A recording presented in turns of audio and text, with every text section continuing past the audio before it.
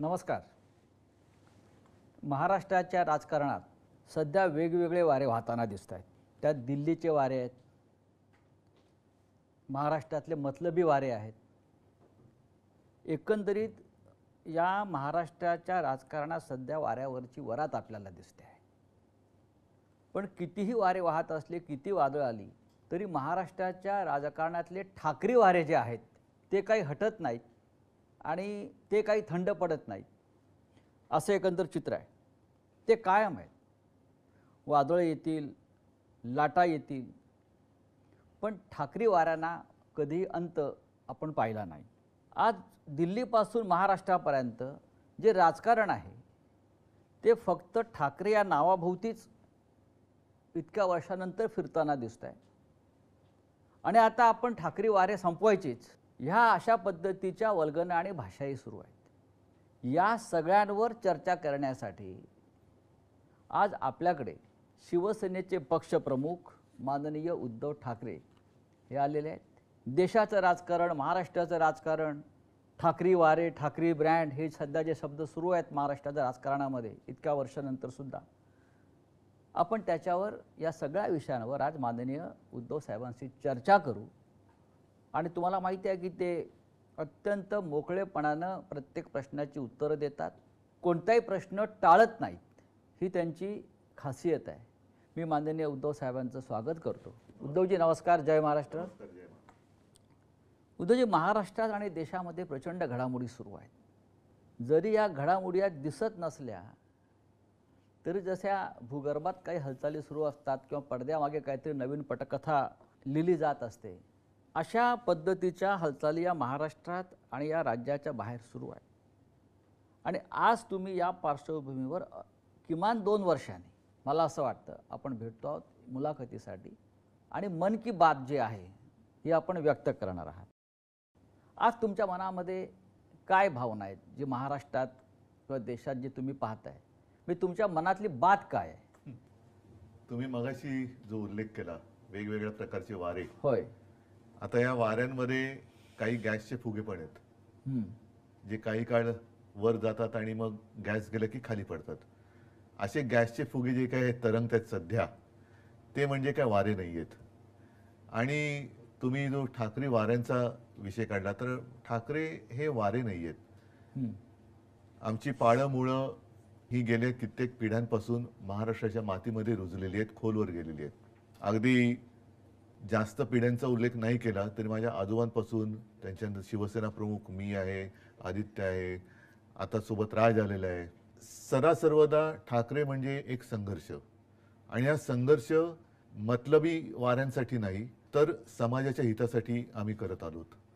त्याच्यामुळे आम्ही सत्तेत किती काळ राहिलो यापेक्षा सत्तेच्या विरोधात म्हणण्यापेक्षा जे काही अनिष्ट आहे त्याच्या विरोधात आम्ही संघर्ष करत आलो. आणि म्हणूनच हा जो काही ठाकरे ब्रँड म्हणा हा आम्ही नाही बनवलेला, हा लोकांनी स्वीकारलेला आहे. कारण त्यांना माहिती आहे की ठाकरे हे प्रामाणिक आहेत, स्वार्थी नाहीत, आपल्यासाठी लढणार आहेत, आपल्या व्यथा आणि ज्या काही वेदना आहेत त्यांना वाचा फोडणार आहेत, अगदी निर्भीडपणे वाचा फोडणार आहेत. म्हणून आज महाराष्ट्रातली जनता इतके वर्ष ही आमच्या सोबत राहिलेली आहे. पण हा जो ब्रँड आपण म्हणतोय ठाकरे ब्रँड हा शब्द फार इंटरेस्टिंग आहे. जगामध्ये अनेक मोठे मोठे ब्रँड व्यवसायात, व्यापारात, उत्पादनात येतात आणि मग ते ब्रँड एकमेकांना संपवण्यासाठी संघर्ष करतात. पण तरी हा ठाकरे ब्रँड या देशाच्या राजकारणामध्ये 50 वर्षापेक्षा जास्त काळ टिकून राहिला. तो नुसता ब्रँड नाही तर ठाकरे म्हणजे महाराष्ट्राची आणि मराठी माणसाची आणि अर्थातच हिंदू अस्मितेची ओळख आहे. तर ही ओळख पुसून टाकण्याचा जो कोण प्रयत्न करेल, आजपर्यंत अनेक आले आणि अनेक गेले, पुसू इच्छिणारे पुसले गेगे किंवा जनतेने पण असं काय आहे ठाकरे ब्रँड मध्ये? आता ते मी कसं सांगू? ही तुमची तिसरी पिढी हा ब्रँड घेऊन राजकारणात आणि समाजकारणामध्ये आहे. ते आम्ही कसं सांगणार? हे जनतेने सांगायला पाहिजे. आता आज तर माझ्याकडे काहीच नाहीये तरी सुद्धा कुठेही गेलो तरी अत्यंत प्रेमाने आणि आपुलकीने लोक स्वागत करतात, बोलायला येतात, जे काही घडते त्याच्याबद्दल संताप व्यक्त करतात, हळहळ व्यक्त करतात. आणि काही झालं तरी आम्ही तुमच्या सोबत आहोत. पण हा ब्रँड संपवण्यासाठी आज दिल्लीपासून काही बँड वाजतायत, अनेक लोक कामाला लागलेले आहेत की आता हा ब्रँड आम्ही संपवणारच. याचं कारण त्यांना आपल्याशिवाय देशात कोणतंच नाव नको आहे. हा, म्हणजे लोकशाही हल्ली आहे. स्वतःची तुलना ते देवाबरोबर पण करायला लागलेत. देवा म्हणजे देवा भाऊ की प्रत्यक्ष नाही, देव? जे करतात ते लोकांना माहिती आहे बरं. की ते स्वतःची तुलना देवाबरोबर करायला लागलेत. आता अशा लोकांशी काय आपण त्यांच्याशी काय बोलायचं? हो. हे काळाच्या ओघात येतात, काळाच्या ओघात जातात. म्हणजे जसं पावसाळ्यात गांडूळ येतात आणि तसं काय म्हणा तुम्ही. आपली जी परंपरा आहे त्या परंपरेला जर कोणी मानत नसेल तर ती परंपरा सुद्धा त्यांना मानणार नाही. उद्धव साहेब, आज मगाशी आपण म्हणालात की आज माझ्याकडे काय आहे. बरोबर आहे, आज आपण सत्तेवर नाही आहात. एक कोंडी करण्याचा राजकीयदृष्ट्या आपला प्रयत्न होतो आहे. म्हटलं तर जो ब्रँड आहे ठाकरेंचा, शिवसेना, तोही त्या अर्थानं, लौकिक अर्थानं आपल्याकडे नाही. आपलं चिन्ह आपल्याकडे नाही. म्हणजेच ज्यांच्याकडे काही नाही आणि जे पोकळ आहेत त्यांना ठाकरे ब्रँडची मदत लागते आहे. हेच ठाकरे ब्रँडचं वैशिष्ट्य आहे. होय. कारण स्वतः पोकळ आहेत, काहीच नाही त्यांच्याकडे, काही निर्माण कधीच केलेलं नाही. त्यांच्याकडनं कधीही कोणताही आदर्श कोणत्याही क्षेत्रात उभा केला गेलाच नाही. भले 100 वर्ष झाली असतील त्यांना किंवा आणखीन काही वर्ष झाली असतील, पण तुम्ही जनतेला किंवा राज्याला दिलं काय, समाजाला दिलं काय? तर काहीच नाही. मग ही ब्रँडची चोराचोरी करून आपणच त्यांचे कसे भक्त आहोत हे ठासवून स्वतःचं महत्व वाढवण्याचा त्यांचा केविलवाणा प्रयत्न सुरू आहे. पण लोक त्याला आता भुलणार नाहीत. ठाकरे ब्रँडचे भक्त आहेतच. मी ब्रँड या शब्दापेक्षा म्हणजे ठाकरेंचे भक्त आहेतच. हा, पण ते ठाकरे म्हणजे मी नेहमी सांगतो की मी कोणी नाही, मी शून्य आहे. उद्धव ठाकरे याला अर्थ नाही, उद्धव बाळासाहेब ठाकरे याला अर्थ आहे. म्हणून तर लोक ते जे काही म्हणजे बाळासाहेब नेहमी सांगायचे की नेहमी लक्षात ठेव की मी स्वतः म्हणजे शून्य आहे. आपल्या पूर्वजांचे आशीर्वाद, त्यांची पुण्य आहे, त्याला कधी विसरू नकोस. आम्ही आहोत ते त्यांच्या पुण्यामुळे आहोत, आम्ही शून्य आहोत. गेले काही दिवस सातत्यानं माझ्या मनात एक प्रश्न असा येतो, जसं मगाशी म्हटलं की पक्ष नाही, चिन्ह नाही, तरी फक्त या ठाकरे या नावावर तुमचा संघर्ष सुरू आहे. ठाकरे ह्या नावावरती नाही, म्हणजे ठाकरे संघर्ष करतायत. ठाकरे संघर्ष करतायत. त्याच्यामुळे आमचं नाव तर कोणी चोरू शकत नाही. पण तो तेही चोरण्याचा प्रयत्न होईल. आणि समजा चिन्ह किंवा इतर काही चोरतील, लोकांचं प्रेम कसं चोरणार? लोकांचा जो आमच्यावर विश्वास आहे तो कसा चोरणार? तो खोक्यातनं नाही ना विकला जात. पण जेव्हा पक्ष चिन्ह जेव्हा चोरलं तेव्हा काही लोकांनी मातोश्रीवरती सुद्धा हक्क सांगण्याचा प्रयत्न केला. आता आम्हाला मातोश्री द्या, ठीक आहे, आता आम्हाला ठाकरे नावही द्या. त्यांच्या मातोश्रीचा अपमान आहे. होय. जे स्वतःच्या मातोश्रीला मानत नाही. हो. ज्यांनी या ठाकरे ब्रँडवरती प्रश्नचिन्ह निर्माण केलं आणि ज्यांनी माझी शिवसेना खरी आणि माझं चिन्ह खरं असा भ्रम निर्माण केला निवडणूक आयोगाच्या माध्यमातून किंवा त्यांच्या दिल्लीतल्या मालकांच्या माध्यमातून, ते स्वतःची डुप्लिकेट शिवसेना भाजपात विलीन करायला निघालेले आहेत. याकडे तुम्ही कसं पाहता? मुख्यमंत्रीपदासाठी त्यांच्याकडे दुसरा पर्याय काय? कारण त्यांच्या गुरुपौर्णिमेचं संपूर्ण वर्णन आपण केलं. हो. आणि ते आपण केलेल्या वर्णनात ते सगळे चित्रच आमच्या सगळ्यांच्या डोळ्यासमोर उभं राहिलं की काय काय तिकडे झालं. तर असे जे असतात त्यांना माहिती आहे परावलंबीच असतात. पण ही जी शिवसेना आहे उद्धव साहेब, कुठली जी आमची आपली तीच शिवसेना आहे, पण अमित शहा, निवडणूक आयोग यांनी अधिकृतपणे जी शिवसेना दुसऱ्यांच्या हातात दिली आहे, ते अशा प्रकारे शिवसेना भाजपात कशा प्रकारे विलीन करू शकतात? नाही, शेवटी त्यांना म्हणजे हे शिवसेनेचं अस्तित्व संपवण्याचा प्रयत्न आहे का? हो, पण ते संपवू शकत नाहीत ना. इतके वर्ष होऊनही जनतेला ते माझ्यापासून तोडू शकत नाहीत. हेच तर त्यांचं दुःख आहे. त्याच्यामुळे आता शेवटचा पर्याय तोच आहे की जो त्यांचा पहिला पर्याय होता की जाऊन घालीन लोटांगण वंदीने चरण करायचं. कारण दुसरा पर्यायच नाहीये. किती काही चोराचोरी. बघा, एक गोष्ट सांगतो मी, हे मागे जाहीर सभेत बोललेलं आहे, कदाचित शिवसेनेचं निवडणूक चिन्ह हे निवडणूक आयोग दुसऱ्याला देऊ शकेल किंवा ते गोठवू शकेल. खरं गोठवायला पाहिजे जर असा वाद असेल. पण शिवसेना नाव ते दुसऱ्याला देऊ शकत नाही, तो अधिकारच नाही निवडणूक आयोगाला. कारण ते शिवसेना हे नाव माझ्या आजोबाने आणि माझ्या वडिलांनी दिलेलं आहे. उद्या मी निवडणूक आयुक्ताचं नाव बदलून त्याचं नाव धोंड्या ठेवलं तर अधिकार आहे का? पण मग जर माझं नाव बदललं तर मी त्याला धोंड्याच म्हणणार. तर त्या धोंड्याला हा पक्षाचं नाव बदलण्याचा अधिकार नाहीये. तो चिन्ह तुम्ही काढून घेऊ शकता जर लोकशाही पद्धतीमध्ये आम्ही काही वेडवाकडं वागलो असेल, ज्याला करप्ट प्रॅक्टिस म्हणतात त्याला. पण संविधानानुसार असेल किंवा इतर काही गोष्टीनुसार असेल, त्याच्यात जर आम्ही चूक केलेली नसेल तर ते आमचं चिन्हही काढू शकत नाही. मतांची टक्केवारी वगैरे हा जे काय असेल ते त्या चिन्हापुरतं आहे. पण नाव नाही देऊ शकत. पण धोंड्याने हे केलं ना. त्या धोंड्याने ते बेकायदेशीर केले. त्या धोंड्याला शिवसेना नाव दुसऱ्याला देताच येत नाही ना, तो त्याच्या अधिकारच्या बाहेरच आहे. पण त्या धोंड्याला शेंदूर फासणारे दिल्लीत बसलेत म्हणून चालतंय. कारण एक धोंड्या गेला आणि दुसरा धोंड्या त्या खुर्चीवर बसलाय आणि तरी तो निर्णय बदलायला तयार नाही. पण ते लोक नाही ऐकणार त्यांचं. शेवटी चोरीचा माल जो आहे, आता तुम्ही चोरून मतं मिळवलीत आणि त्याच्यावरती जर का मर्दुमकी गाजवत असाल तर चोर तो चोरच आहे. उद्धव साहेब, गेल्या वर्षभरात राज्यात आणि देशामध्ये अनेक घडामोडी घडल्या म्हणा, उलटापालटी झाल्या म्हणा. लोकसभेच्या निवडणुका होऊन 1 वर्ष झालं. या 1 वर्षात सुद्धा बऱ्याच घडामोडी देशात आपण घडताना पाहिल्या. मुख्य म्हणजे 1 वर्षापूर्वी नरेंद्र मोदींनी लोकसभेतलं बहुमत गमावलं. मोदीसारख्या विष्णूच्या अवतारानं लोकसभेत बहुमत गमावणं, याकडे तुम्ही कसं पाहता? काय होतं की ते एक आपल्यामध्ये काही म्हणी म्हणा किंवा काही गोष्टी आहेत की तुम्ही कदाचित सर्वजणांना एकदा मूर्ख बनवू शकता. एकाला तुम्ही सर्वदा मूर्ख बनवू शकाल, पण सर्वांना सर्व काळ मूर्ख बनवू शकत नाही. मला असं वाटतं याच्यामध्ये सगळं आलं. हळूहळू त्या जे काही गारूड टाकलं होतं त्यातनं लोक बाहेर पडायला लागलेत आणि आता तर आणखीन पडलेत. शेवटी तुम्ही किती काळ लोकांना देणार? म्हणजे 5 वर्ष दिली, 10 वर्ष दिली. ही 5 वर्ष आणि 10 वर्ष ही जनतेच्या आयुष्यातली, म्हणजे देशाच्या आयुष्यातली आहेत. देशाच्या आयुष्यातली ही वाया गेलेली वर्ष. म्हणजे 14 साली समजा 10 वर्षाची लोक होती, ती आता मुलं होती, ती आता आली ना 21व्या वर्षात आली. मग त्यांना 21व्या वर्षानंतर तुम्ही 10 वर्षापूर्वी जे काय सांगितलं होतं की आम्ही एवढ्या नोकऱ्या देऊ, आम्ही असे उद्योग देऊ, आम्ही असं ते देऊ, ते कुठे आहेत? आणखीन 10 वर्ष खूप झाली. देश म्हणजे आपला किती कोटी अब्जाचा झाला आता? 140 कोटी. म्हणजे दुसरं काही नसलं तरी जगामध्ये नंबर 1 आपण लोकसंख्येत आहोत. तिसरी अर्थव्यवस्था, महाअर्थव्यवस्था झाली नसली. नाही, पण एक मी काल वाचलं एका ठिकाणी की अमेरिकेतली एक कंपनी, तिची अर्थव्यवस्था ही आपल्या देशापेक्षा जास्त आहे, जी गेल्या 10-1 वर्षापूर्वीच जन्माला आलेली कंपनी आहे. बरं. आणि तिची अर्थव्यवस्था ही आपल्या देशाच्या अर्थव्यवस्थेच्या बरोबरीने किंवा आपल्या देशाच्या अर्थव्यवस्थेपेक्षा जास्त आहे, एका कंपनीची. मोदींनी जे बहुमत गमावलं त्यात महाराष्ट्राची भूमिका अत्यंत महत्त्वाची. हो. महाराष्ट्रानं लोकसभेला आपण सगळ्यांनी, जी इंडिया ब्लॉक होता किंवा महाविकास आघाडी असेल, 31 जागा एकत्रित जिंकल्या. हे कसं शक्य झालं? याचं कारण त्यावेळेला महाविकास आघाडी खूप ताकदीने आणि एकजुटीने लढली. बूथ लेवलवरचा कार्यकर्ता सुद्धा अत्यंत जागरूक होता आणि ज्या काही गोष्टी ह्या त्यांच्याकडनं अब की बार 400 पार हे संविधान बदलण्यासाठी होतं, हे लोकांना कळलं. म्हणजे आम्ही पटवून देण्यात यशस्वी झालो म्हणण्यापेक्षा आपली लोक एवढी काही मूर्ख नाही आहेत की त्यांना ह्या गोष्टी कळत नाहीत. जनतेने हे ओळखलं आणि त्यांनी हे नको म्हणून मतदान केलं.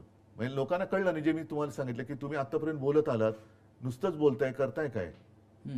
आणि ह्या सरकारचं म्हणा किंवा अगदी नाव घेऊन बोलायचं भाजपाचं जे एक धोरण आहे की सर्वसामान्य जनतेला नेहमी चिंताग्रस्त ठेवायचं, एक तणावग्रस्त ठेवायचं आणि त्या तणावग्रस्तामध्ये जाऊ दे ना बाबा, भानगड नको, ह्यांना देऊन मोकळं हो. ती परिस्थिती सतत निर्माण करून ठेवायची, अस्थिरता, देशात अस्थिरता ठेवायची. मग ती जातीपातीत असेल, समाजात असेल, आर्थिक असेल, इतर काही असेल, आणि त्या अस्थिरतेचा दुरुपयोग करून त्यांच्या डोक्यावरती राज्य करायचं, ही यांची नीती आहे. आणि त्याच्यामध्ये परत तोडाफोडा आणि राज्य करा, ही इंग्रजांची नीती अवलंबायची. म्हणजे फोडा झोडा आणि राज्य करा. हा, आता तोडा फोडा जोडा आणि म्हणजे स्वतःच बोलायचं बटेंगे तो काटेंगे आणि बटवारा तुम्हीच करताय. अशा प्रकारच्या प्रचारानं जे तुम्ही लोकसभेला गमावलं ते विधानसभेला गमावलं. फक्त 6 महिन्यामध्ये हे कसं घडलं याचं तुम्ही बघा, याच्यामध्ये एक सांगतो, सगळ्या गोष्टीवरती आपण आपले हात वर करण्यात काही अर्थ नाहीये. काही गोष्टी जबाबदाऱ्या आहेत, स्वीकारल्या पाहिजे. ईव्हीएमचा घोटाळा ह्याच्यावरती खूप मोठी चर्चा सुरू आहे. मतदार यादींबद्दल त्याच्याबद्दल चर्चा सुरू आहेत. बोगस मतदार त्याच्याबद्दल चर्चा सुरू आहे. मतदार कसे वाढले हे आता लोकांसमोर आलेले आहे. म्हणजे ही एक गोष्ट नाही, पण त्याचबरोबरीने काही ज्या त्यांनी योजना जाहीर केल्या जी आता फसगत झाली, लाडकी बहीण असेल, आणखीन काही असेल. महत्त्वाचा मुद्दा काय की निवडणूक जेवढी मोठी असते त्यावेळेला वाद हे थोडे मी म्हणेन कमी असते. निवडणूक छोटी होत जाते. छोटी कोणत्या अर्थाने मी म्हणतोय, मतदारसंघाच्या ह्याने बोलतोय. तशी कोणतीच निवडणूक छोटी किंवा मोठी नसते. मतदारसंघ छोटा होत जातो तसतसं त्याच्यामध्ये स्पर्धा ही वाढत जाते. आणि लोकसभेच्या वेळेला महाविकास आघाडीमध्ये बघा 1, 2, 3 पक्ष एकत्र आल्यानंतर थोडी खेचाखेच होते. ही शिवसेना आणि भारतीय जनता पक्षात सुद्धा होत होती. आता महाविकास आघाडीमध्ये आम्ही महाविकास आघाडी म्हणून पहिल्या प्रथम निवडणूक लढलो ती लोकसभा. त्याच्यामुळे ठीक आहे, आम्ही म्हणजे शिवसेनेने सुद्धा काही वेळेला 4-4 वेळा 5-5 वेळा जिंकलेले मतदारसंघ आपल्याला जिंकायचंय म्हणून सोडून दिले. विधानसभेच्या वेळेला काय झालं, शेवटच्या दिवसापर्यंत खेचाखेच चालू राहिली. हा मतदारसंघ तुला, हा मतदारसंघ मला, हा तुला, हा मला, हा तुला, हे तुतू मैमय हे शेवटच्या क्षणापर्यंत झालं. त्याचा दुष्परिणाम हा साहजिकच जनतेमध्ये असं झालं, अरे हे आत्ताच जर काही खेचाखेची असेल तर नंतर काय होणार. आणखीन एक महत्वाचा विषय असा झाला की लोकसभेच्या वेळेला मी प्रचार सुरू केला होता साधारणतः फेब्रुवारीत. तेव्हा काय होतं, माझ्यासमोर उमेदवार होते माझे, पण निशाणी नव्हती. विधानसभेच्या काय वेळेला काय झालं, निशाणी होती पण जागा कोणत्या आणि मी त्याच्यानंतर जागा मिळाल्यानंतर उमेदवारी कोणाला देणार हे निश्चित नव्हतं. तर ही जी काय तुतू मैमे झाली ही स्वीकारली पाहिजे. आपल्याकडनं झालेली मोठी चूक होती आणि ती जर का चूक परत करायची असेल तर मग त्या गोष्टीला एकत्र येण्याला काही अर्थ राहत नाही. म्हणजे समन्वयाचा अभाव होता. समन्वयाच्या अभावापेक्षा लोकसभेचं यश हे नाही म्हटलं तरी सगळ्यांच्या डोक्यात गेलं. लोकसभेच्या वेळेला महाविकास आघाडी आणि सगळे नेत्यांपासून कार्यकर्त्यांपर्यंत, अरे ठीक आहे तू आपल्याला जिंकायचंय, हे आपलेपण होता. विधानसभेला नाही मला जिंकायचंय, हा आपल्यातून मीपणा जेव्हा आला तेव्हा पराभव आला. आणि त्याचबरोबर या तांत्रिक बाबी ज्या होत्या, मग त्याच्यामध्ये योजनांचं एक त्यांनी ज्या काही गोष्टी जाहीर केल्या त्यानंतर म्हणजे शेतकऱ्यांची कर्जमुक्ती कुठे करतायत, योग्य वेळी करू.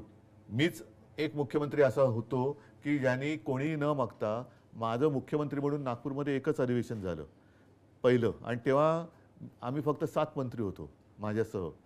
मी कोणी न मागता 2 लाखापर्यंतचं पीक कर्ज शेतकऱ्याचं मी त्याला मुक्त केलं होतं. त्याच्यानंतर जो नियमित कर्ज परतफेड करत होता किंवा करतो त्याला 50,000 रुपये एक प्रोत्साहनपर राशी, जी दुर्दैवाने करोनामुळे त्यावेळेला मी देऊ शकलो नाही, सुरुवात केली आणि सरकार पाडलं. पण आपण इतकी उत्तम कामं तुमच्या मुख्यमंत्रीपदाच्या कार्यकाळात केलीत.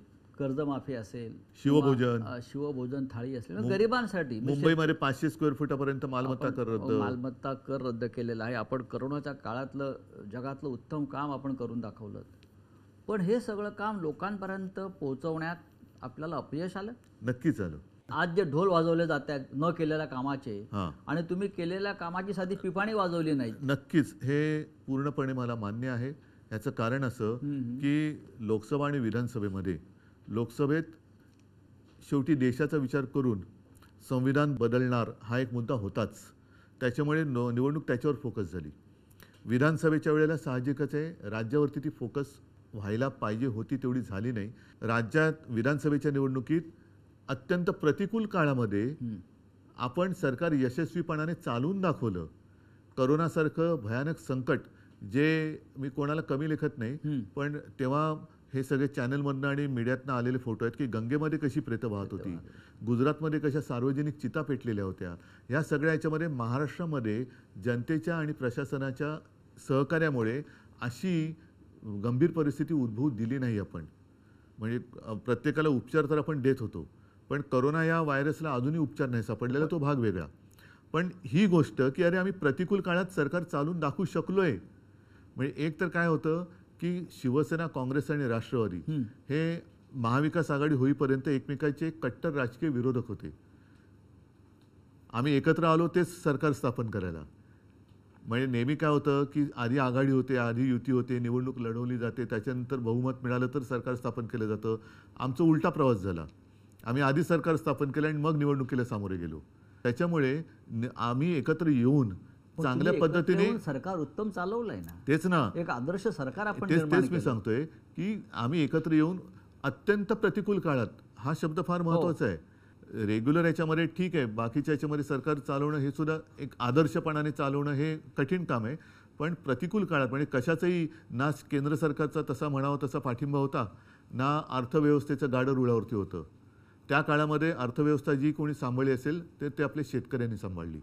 तर ते आम्ही लोकांसमोर सांगू शकलो नाही. का तुम्ही किती देताय, एवढे आम्ही एवढे देतो, तुम्ही 2100 देताय आम्ही 2500 देतो, 3000 देतो, तुम्ही हे करता आम्ही हे करतो. म्हणजे ती एक विचित्र चढावड झाली आणि त्याच्यात आपण केलेली चांगली कामं ही जनतेसमोर सांगू शकलो नाही हे लोक प्रांजळपणाने मान्यच करायला वाहून पाहिजे. गेले असं वाटत नाही का? लोकांपेक्षा या मी म्हणेन पैशाच्या पावसामध्ये पैशाचा पाऊस तर आपला पडलाच. मतदार काही म्हणजे अंशी हे सत्य उद्धव असेल. ठाकरे यांच्या कामाची वाहवा आजही लोक करतात, नाही नाही मी तेच तेव्हाही सांगतो ना. करत होते. नाही, पैशाचा पाऊस पडला आणि त्याच्यात बरीच लोक वाहून गेले आजही लोक मान्य करतायत. हा, प्रत्यक्ष मी काय बघायला गेलो नाही, परंतु हे आपल्याकडनं जी काय उणीव राहिली ती उणीव मी होय. नक्की स्वीकारली पाहिजे.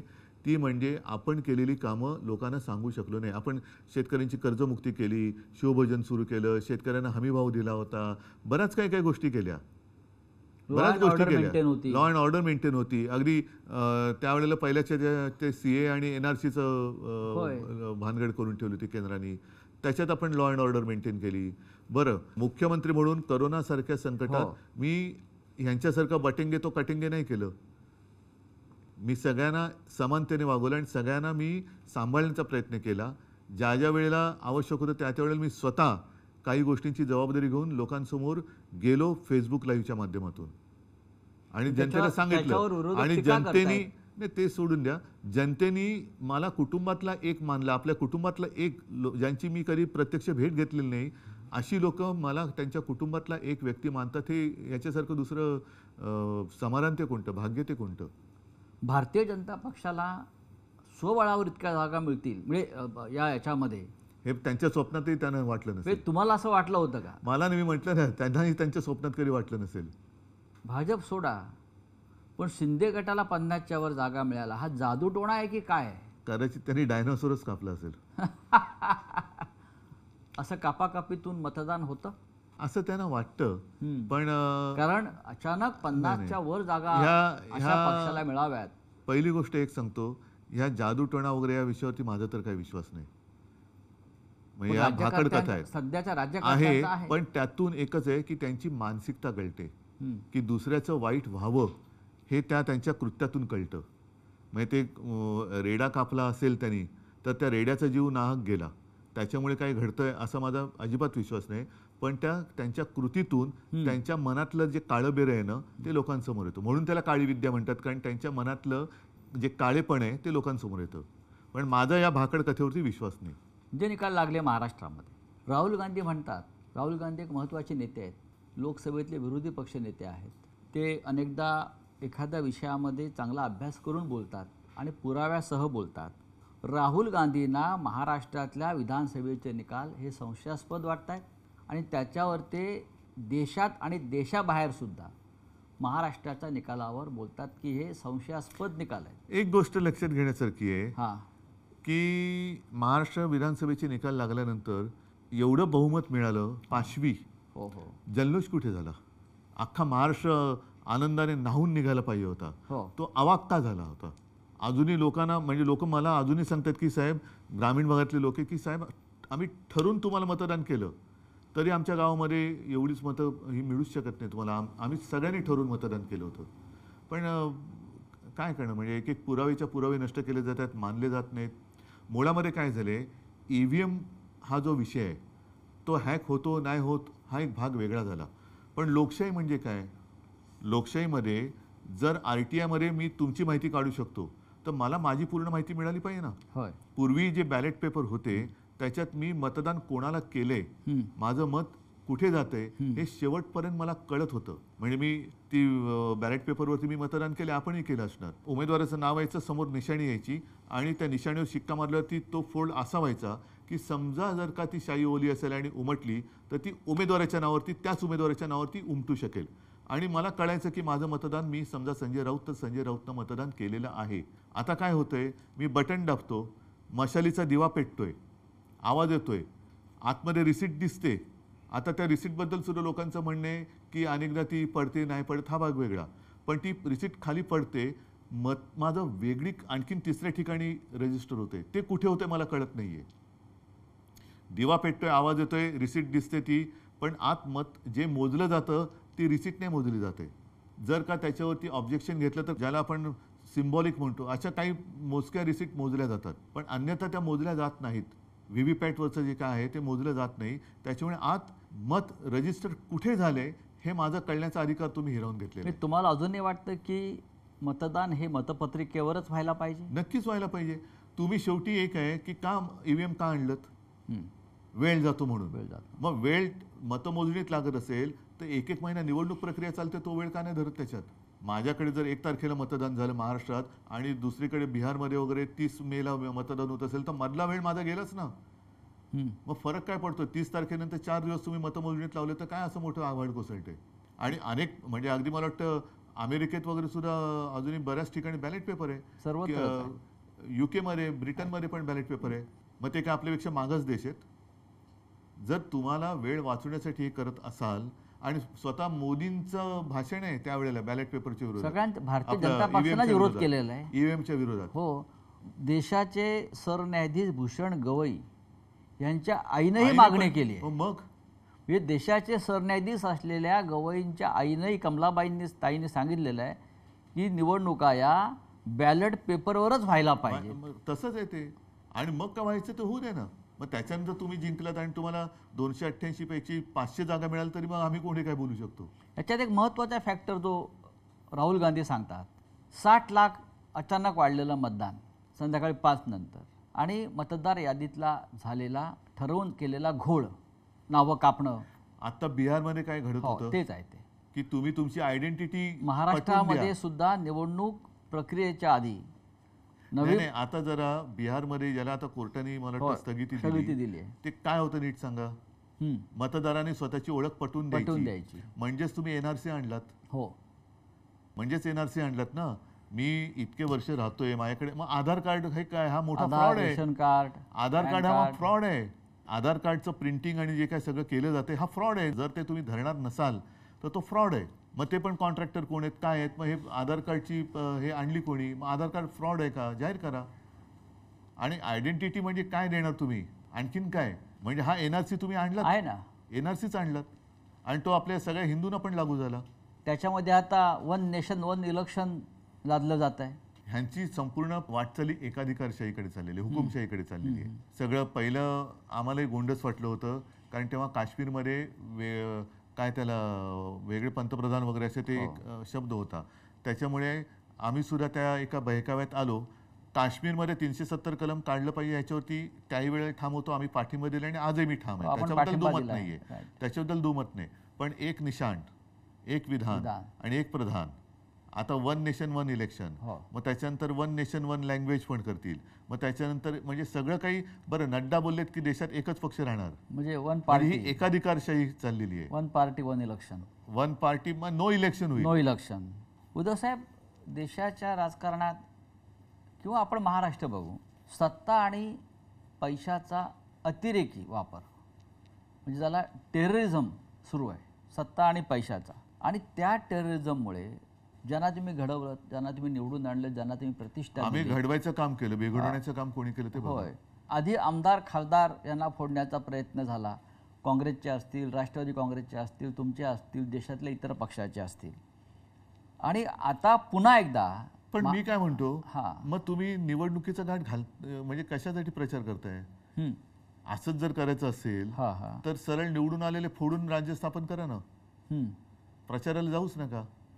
हे सगळं पाहिल्यावर तुम्हाला तुमची लोक जेव्हा निघून जात आहेत, कालपर्यंत माझ्याबरोबर होता, माझ्या बैठकीला होता, कालपर्यंत माझा जय जयकार करत होता, शिवसेना जिंदाबाद म्हणत होता, बाळासाहेब ठाकरे जिंदाबाद म्हणत होता, उद्धव ठाकरे जिंदाबाद म्हणत होता, ते 24 तासात त्यांचं मतपरिवर्तन होतं आणि ते निघून जातात, बळी पडतात मोहाला. हे पाहिल्यावर तुम्हाला राजकारणाचा उबग येतो का? राजकारणाचा उबग, हे जे काय चाललंय या परिस्थितीचा, राजकारणाचा येण्यापेक्षा राजकारण्यांचा येतो. कारण हे राजकारण नाही, हे राजकारण नाही मी म्हणू शकत. हे जसं बाळासाहेब म्हणायचे की गजकरण आहे, ही सत्तेची खाज आहे ना एवढी सुटते की जेवढं खाजवाल तेवढं कमी. त्याच्यामुळे हे राजकारण नाही, हे गजकरण आहे. आणि त्यांना सत्ता मिळाली ना, केंद्रात मिळाली, राज्यात मिळाली, तरी तुम्ही अगदी तुमच्या सोसायटीची सुद्धा निवडणूक असली तरी माझाच माणूस पाहिजे, दूध संघ असलं तरी माझाच पाहिजे, अमुक सुद्धा माझंच पाहिजे. हे गजकरण आहे. तुम्ही जे त्यानं झाले सत्तेचं गजकरण म्हणा पाहिजे, राजकारण नाहीये. तुम्ही कॅमेरा हातात घेऊन जंगलात जाता आणि प्राण्यांचे फोटो काढता. हल्ली नाही जात. ज्यांना आपण जंगली जनावर म्हणतो, हिंस्त्र आणि जंगली याच्यात फरक आहे.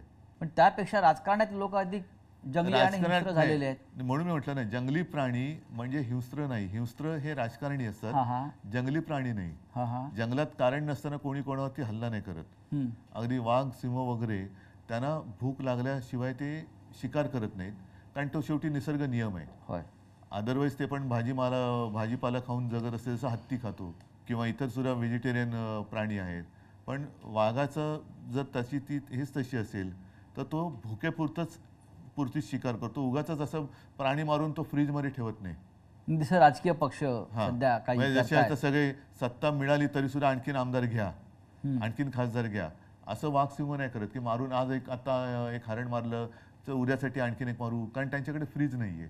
हे काय करतात, हे राजकारण्यांना फोडतात आणि आपले सत्तेच्या शीतकपाटात ठेवून देतात थंड करून. हे जे आउट गोईंग सुरू आहे मोठ्या प्रमाणात, त्याला उपाय काय? काही वेळेला साचलेल्या डबक्याला थोडंसं एक आउटलेट द्यावं लागतं आणि नवीन झरा यावा लागतो.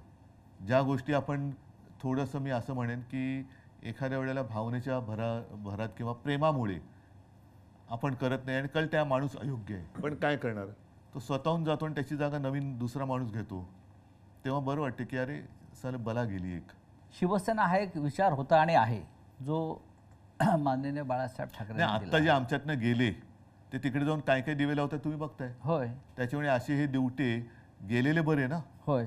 आता ते जिकडे गेले तिकडे काय प्रकाश पडतात तो कळतोय तुम्हाला. काय लोहचुंबकाचा असर कमी झालाय का? लोक जे चिटकून राहायचे पक्ष म्हणून, विचार म्हणून, ज्याला शिवसेना एक लोहचुंबक आहे असं साहेब अनेकदा म्हटलेलं नाही, आहे. पण त्याच्यामध्ये तुम्ही जर बघाल तर सर्वसामान्य जनता आणि साधा कार्यकर्ता, ज्याला बिचारा कधी तो काही मागण्यासाठी माझ्याकडे आलाच नाही ना, शिवसेना प्रमुखांकडे आला होता, त्यांच्या पिढ्यानपिढ्या आज सुद्धा शिवसेनेसोबत आहे. कोण गेलं, ज्यांना काही ओळख नव्हती आणि ज्यांना मोठं केलं ती लोक काही गेली, पण ज्यांनी मोठं केलं ती लोक अजूनही माझ्यासोबत आहेत. आणि तीच खरी शक्ती आहे आणि तीच खरी यांची पोटदुखी आहे की अरे हे अजून संपत कसं नाही. मग ही पोटदुखी अनेकदा अशा पद्धतीनं बाहेर येते. जसं गिरीश महाजनसारखे मंत्री आहेत भाजपचे, ते सातत्यानं त्यांचं एक वक्तव्य असतं की मी शिवसेना जमीनदोस्त करेन. शिवसेना जमिनीचा दोस्तच आहे. हां, म्हणून तर शिवसेना तुम्ही संपू शकत नाहीत, कारण आमचे पाय जमिनीवरती आहेत आणि मुळे जमिनीच्या खाली गेलेत. त्याच्यामुळे आम्ही जमिनीचे दोस्तच आहोत. हां. तुम्ही जमिनीचे शत्रू आहात, म्हणून तुम्ही मुंबईसह सगळी जमीन ही तुमच्या मित्राच्या घशात घालताय. तुम्ही जमीन शत्रू आहात, आम्ही जमीन दोस्ती करणारे दोस्त आहोत. मिंदे म्हणतात दाढीवाले, मी फक्त अर्ध्या दाढीवरून हात फिरवला, तेवढे राहिले नशीब समजा. पूर्ण दाढीवरून हात फिरवला तर काय होईल, कोणा त्यांचं असं ते म्हणतात. म्हणजे आपल्याला आव्हान आहे त्यांचं. जाऊ दे हो. आणि बघा, अर्धा दाढीत इतकी ताकद कोणी निर्माण केली आहे? नाही, मुळामध्ये आता त्यांनी जास्त बोलू नये, आणि लोक त्यांची बिनपाण्याने करतील. राहिले अर्धी ती पण काढतील. उद्धवजी, महाराष्ट्रामध्ये अनेक प्रश्न आहेत आणि त्याच्यात हे दाढीचं काय नाही उपयोग करत. हो, प्रश्नांचा डोंगर उभा आहे. आपण स्वतः आजही माजी मुख्यमंत्री आहात, हे राज्य आपण सांभाळलेलं आहे. आपण सभागृहात सुद्धा जाता आजही, पण हल्ली मी बोलत नाही सभागृहात जास्त. आपण का बोलत नाही हा अनेकांना प्रश्न पडला. कारण बोलून काय उपयोग नाही. आपण सभागृहाचे एक सन्माननीय सदस्य आहात, बोलून काय होत नाही. लोकप्रतिनिधी म्हणून आपण अजूनही काम करताय. बरोबर आहे. आणि काल सुद्धा मी निघाल्यावरती मला विचारलं, अरे आम्हाला वाटलं तुम्ही बोलणार. म्हटलं बोलून उपयोग काय. कारण कालचं सुद्धा जे एक बिल आणलं जनसुरक्षा, त्याच्यावरती चर्चा झाल्यानंतर त्यातनं काही घेतलं का, तुम्ही घेणार आहात का, घेण्याची तयारी आहे का, तर मी बोलतो. कारण सर्व काही तुम्ही शेवटी 5वी बहुमताच्या आधारावरती रेटूनच नेणार असाल तर बोलून तरी काय उपयोग आहे. मग मी बाहेर बोलतो ते चांगलं आहे ना. तुम्हाला हे जे ज्या बिलाचा आपण उल्लेख केला, जनसुरक्षा बिल, या बिलाचे तुम्हाला काय धोके वाटतात? कारण सरकारचं म्हणणं आहे की आम्ही हे जनतेच्या, राज्याच्या, राष्ट्राच्या सुरक्षेसाठी आणलेलं हे एक विधेयक आहे. बरं, हे बिल जर का आणलं, म्हणजे आता त्यांनी काल मंजूर केलं, बघू पुढे काय होते. महिलांवरचे अत्याचार थांबणार आहेत का? चोऱ्या माऱ्या, खून, दरोडे थांबणार आहेत का? लूटमार जी चालू आहे ती थांबणार आहे का? अगदी मध्ये आलो तर समृद्धी महामार्गावरती लूटमार चालले, इकडे लूटमार चालले. तसं नाही आहे हे. मी बिल वाचलं आणि काल मी बोललो, त्याची सुरुवात फक्त त्यांनी सांगितले कडव्या डाव्या विचारसरणीची. आता कडवा डावा म्हणजे काय? मुळामध्ये डावी विचारसरणी म्हणजे काय, उजवी विचारसरणी म्हणजे काय?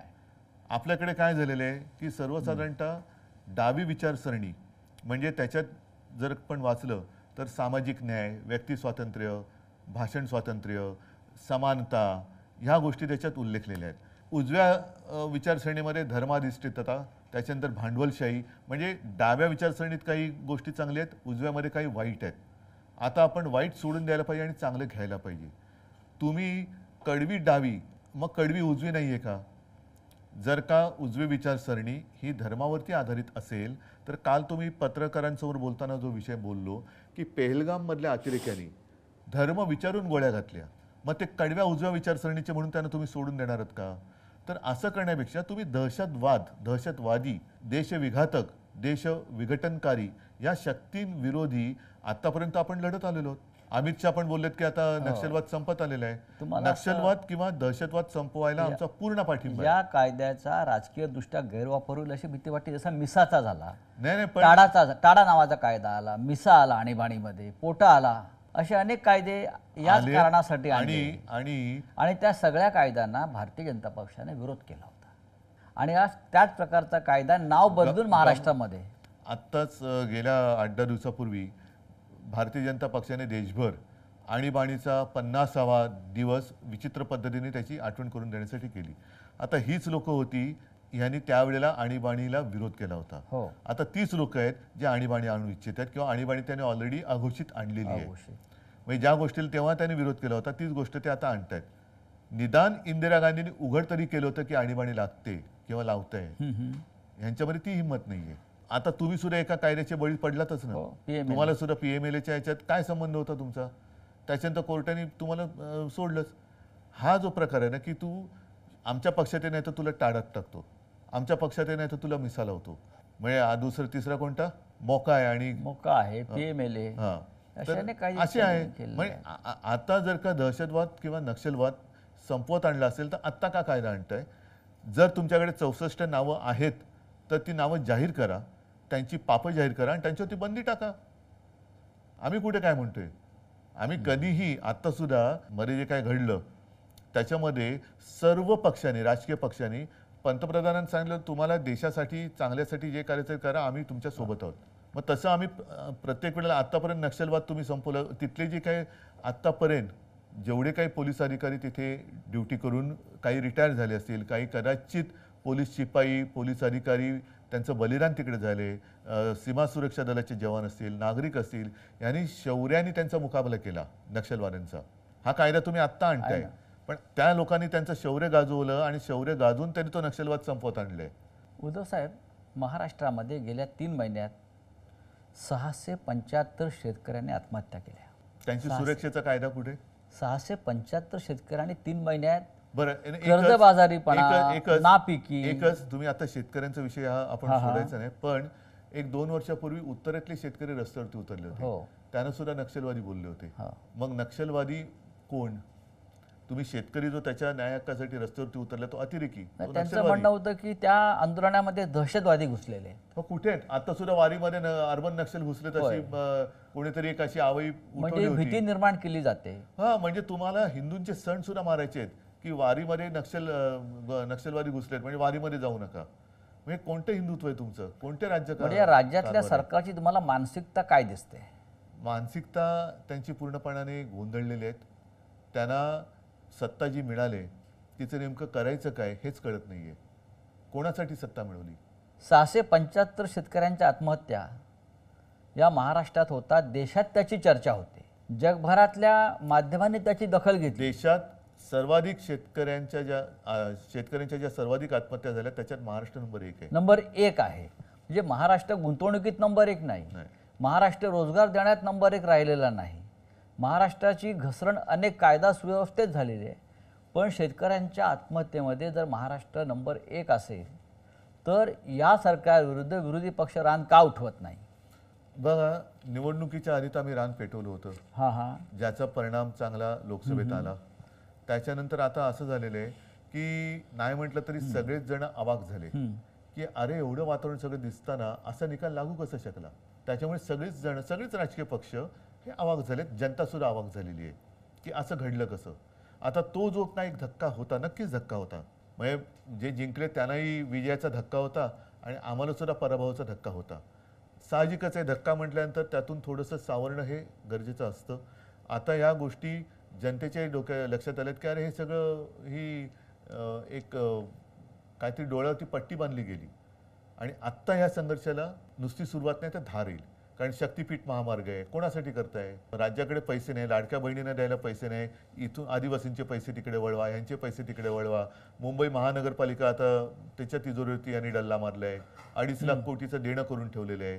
म्हणजे इकडे पैसा नाही आणि तिकडे कॉन्ट्रॅक्टरची धन करण्यासाठी तुम्ही कॉन्ट्रॅक्ट काढतायत. शेतकऱ्यांची शेती म्हणजे आत्महत्या करणाऱ्या शेतकऱ्याला पैसे द्यायला यांच्याकडे पैसे नाहीत, पण शेतीतनं जाणारा रस्ता करणाऱ्या कॉन्ट्रॅक्टरला देण्यासाठी यांच्याकडे पैसे आहेत. म्हणजे ठेकेदारांसाठी चालवलेलं हे राज्य आहे. ठेकेदारांचं सरकार आहे. प्रचंड भ्रष्टाचार तुम्हाला दिसतोय. खड्डे पडतात रस्त्यावरती, पूल पडतायत. काल परवाकडे गुजरात मधला पूल पडला. म्हणजे भ्रष्टाचाराचे वेगळे नमुने तुम्हाला या राज्यात भ्रष्टाचाराचे दिसतात. महामेरू आहे ते. त्याच्यानंतर ठेकेदारीचं राज्य सुरू झालेलं आहे. या सगळ्या परिस्थितीमध्ये सुद्धा महाराष्ट्रात जातीपातीचं राजकारण आजही कायम आहे किंवा ते ठेवलं जात आहे. महाराष्ट्र जातीत फाडला जावा आणि त्यानंतर ही फोडाफोडी करून आपलं राज्य कायम ठेवावं, ही भूमिका या राज्यकर्त्यांची आहे. दुसरं करू काय शकतात ते? मी जे बोललो ना की लोकांच्या घराच्या होळ्या पेटवायच्या आणि त्याच्यावरती आपल्या पोळ्या भाजायच्या. मग ते कधी हिंदू मुस्लिम कर, मग हिंदूंमध्ये मराठेतर कर, मराठी माणसामध्ये पुन्हा मराठी अमराठी कर, पुन्हा त्याच्यामध्ये म्हणून जे बाळासाहेबांचं वाक्य आहे, मराठेतर, ब्राह्मणेतर, 96 कुळी 92 कुळी, स्पृश्य अस्पृश्य, घाटी कोकणी, हे सर्व भेदाभेद गाडून मराठी माणसाची भक्कम एकजूट बांधा. आता तीच एकजूट ही यांच्या मुळावर येते म्हणून आता त्याच्यात तोडफोड करतायत. पण मराठा समाज रस्त्यावरती उतरला, त्यालाही सरकारनं थंड केलं सगळ्यांना. त्यांच्या मागण्या आता फार रेटल्या जात नाहीत. ओबीसीना त्यांच्या विरुद्ध उभं केलं, त्यांच्याही मागण्या अद्याप मान्य झालेल्या नाहीत. मग ह्या सगळ्याचं शेवटी समाजात ही भेदाभेदी करून राजकारण करायचं, निवडणुका लढायच्या आणि निवडणुका आल्यावरती सगळ्यांना विसरायचं, हे कुठपर्यंत चालणार? हे खरं थोडं विस्ताराने बोलण्याची गरज आहे. छत्रपती शिवाजी महाराजांचे 12 किल्ले, ऐतिहासिक 12 किल्ले युनेस्कोच्या जागतिक वारसा यादीमध्ये आले. याकडे तुम्ही कसं पाहता? नक्कीच अभिमानाची गोष्ट आहे आणि त्यासाठी साहजिकच आहे आपलंही सरकार काम करत होतं. मी त्याच्यात कोणाचाही कमीपणा देत नाहीये. सगळ्यांनी प्रयत्न केले आणि केलेच पाहिजेत. मात्र युनेस्कोने त्या यादीत घेतल्यानंतर, तिकडे गेल्यानंतर मात्र त्या किल्ल्यांची दुरावस्था लोकांना दिसता कामा नये. तिकडे चांगलं आपण काम केलं गेलं पाहिजे. मग एक चांगलं आल्यानंतर महाराष्ट्रात काय बघा किंवा ते बघण्यासाठी सरकार काही करू दे, निदान त्यावेळेचं शिवशाही कशी होती आणि कसा आमचा राजा होता, कसा आमचा देव होता, त्यांनी कसं राज्य केलं, कोणत्या प्रतिकूल काळामध्ये त्यांनी लढा दिला आणि हे गड किल्ले कसे बांधले, त्याचा उपयोग कसा करून घेतला. आपण स्वतः त्याचा अभ्यास केला, म्हणूनच मी आपण स्वतः त्याचं सांगतोय म्हणजे भूगोल आणि इतिहास यांचा सुंदर मिलाफ त्याच्यामध्ये, सुंदर मिलाफ आहे त्याच्यामध्ये. हे सगळे जे किल्ले आहेत असं चढून जायचं म्हटलं तर आज सुद्धा आपण जाऊ शकणार नाही. त्यावेळेला मावळे, छत्रपती शिवाजी महाराज, अगदी जिजामाता सुद्धा कशा काय वरती येत जात असतील. आणि त्याच्यानंतर तिकडनं हे राज्य, आता तेव्हा मोबाईल नव्हते, आता सोशल मीडिया, व्हॉट्सअप ग्रुप वगैरे सगळं पटापट ते जातं सगळीकडे. तेव्हा ना मोबाईल, ना दिवे, ना फोन, ना काही, तरी त्या अशा दुर्गम भागातनं राज्य स्थापन करणं आणि ते चालवणं ही एक अनाकलनीय गोष्ट आहे, जी आजपर्यंत आपल्याला कधी कळली नाही आणि आपल्याला कधी ती साधली पण जाणार नाही. का आपण आपला इतिहास विसरत चाललेलो आहोत? इतिहास विसरण्या, इतिहासाचं राजकारण चाललंय. इतिहासाचं नको त्या, म्हणजे इतिहासातल्या नको त्या गोष्टी ज्या आता पुसायला लागलेत ही लोक. नव्याने इतिहास लिहिला जाईल की काय अशी भीती वाटायला लागले. आणि माझ्या खेरीस या देशात कोण जन्मालाच आला नाही असंच एक चित्र निर्माण करण्याची परिस्थिती निर्माण झालेली आहे. उद्धवजी धन्यवाद. पहिल्या भागामध्ये आपण अनेक महत्त्वाच्या प्रश्नांना मोकळेपणानं उत्तरं दिली. थोडं थांबूया आणि आपण दुसऱ्या भागाकडे वळूया. Yes. नमस्कार.